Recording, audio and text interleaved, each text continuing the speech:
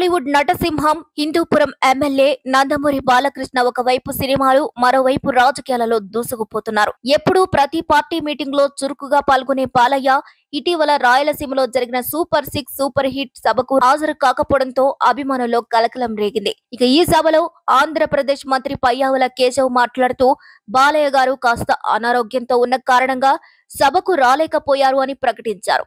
ఇక ఈ వ్యాఖ్యలతో అభిమానుల్లో ఆందోళన మొదలైంది.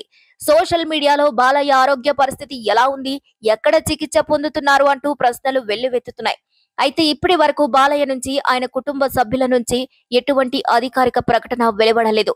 ఇక సభలో నారా లోకేష్ హాజరు కాకపోవడానికి గల కారణాన్ని కూడా పయ్యావుల వివరించారు. నేపాల్లో చోటు చేసుకున్న హింసాత్మక ఘటనల నేపథ్యంలో అక్కడ చిక్కుకుపోయిన భారతీయులను రక్షించేందుకు లోకేష్ మానిటరింగ్ చేస్తున్నారని చెప్పారు. అందుకే ఆయన సభకు రాలేదని వెల్లడించారు. అయితే బాలయ్య ప్రస్తుతం రాజకీయాల్లో హిందూపురం నుంచి వరుసగా మూడోసారి ఎమ్మెల్యేగా గెలిచారు. మరోవైపు సినీ రంగంలో కూడా వరుస విజయాలతో దూసుకుపోతున్నారు.